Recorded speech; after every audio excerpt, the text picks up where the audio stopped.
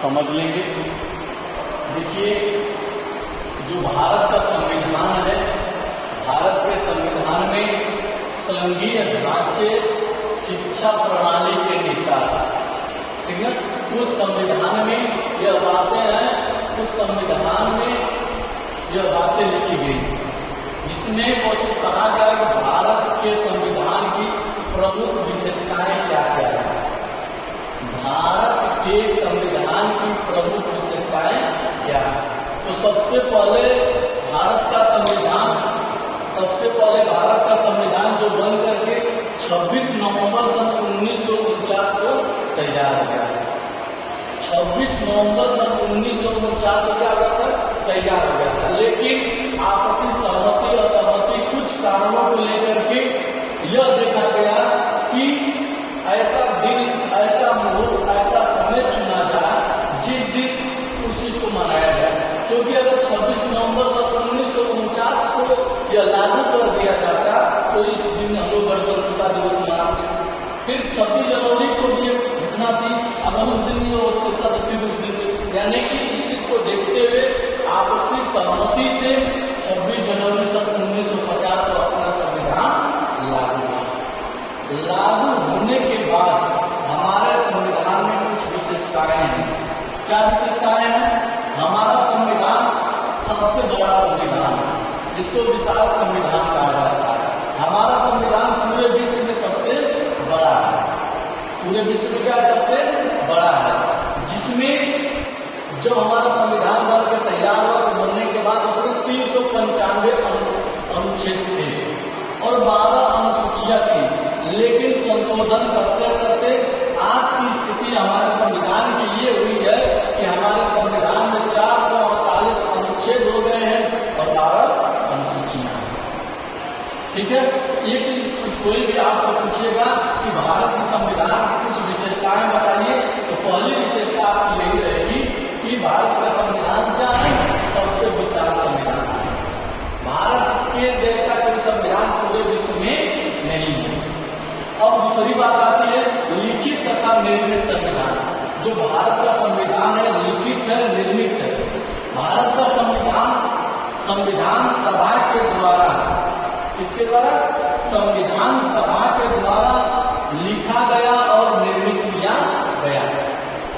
इसी जैसे भारत का संविधान लिखित और निर्मित है, वहीं पर जब हम इंग्लैंड की बात करेंगे तो वहां कोई संविधान लिखित नहीं है। वहां का संविधान आज भी अलिखित पर चलता है, आज भी वह देश किस पर चलता है? अलिखित, लिखा गया नहीं है। लेकिन भारत का संविधान क्या है? लिखित है। फिर उसके बाद बताया गया तीसरा के बाद संपूर्ण प्रभुत्व संपन्न लोकतंत्रात्मक गणराज्य की स्थापना।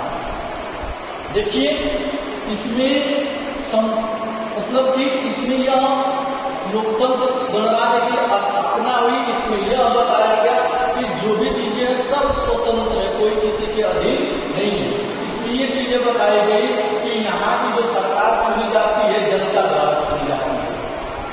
संविधान पर किसी का कब्जा नहीं है, संविधान स्वतंत्र है। लेकिन कैसे यह देश चलता है और संविधान कैसे सुरक्षित रहता है, इसमें यह बताया गया कि जनता द्वारा चुनी सरकार होती है, जनता द्वारा चुनी सरकार होती है और जनता द्वारा जो चुने गए जनप्रतिनिधि होते हैं, जनता द्वारा चुने गए जो जनप्रतिनिधि होते हैं, उन जनप्रतिनिधियों से मिल करके, कोई जनप्रतिनिधि मिल करके भारत प्रधान का एक मुख्य होता है, जिसे हम क्या कहते हैं? भारत का प्रधान होता है, उसको कहते हैं राष्ट्रपति।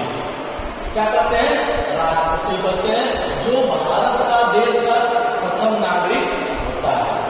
तो ये हमारा संविधान कैसे चलता है? जनता द्वारा चुनी गई सरकार, ठीक, और क्या चलाती है? हमारा व्यवस्थाएं चलाती है। और उन जनप्रतिनिधियों द्वारा चुने गए, जो चुने जाते हैं, भारत के प्रधान होते हैं, क्या होते हैं? राष्ट्रपति। वह तीसरी नजर लेकर के, सीसीटीवी कैमरा जैसा नजर लेकर के पूरे देश को देखते रहते हैं कि जो सरकार बनी है कई तानाशाह तो नहीं है, जो सरकार बनी है जन कल्याणकारी योजनाओं को दबा तो नहीं रही है, जो सरकार बनी है देश में कुछ ऐसा हो रहा है जिसको ध्यान नहीं दे रही है, वो तीसरी आंख लेकर के हमारे देश के राष्ट्रपति बैठे रहते हैं।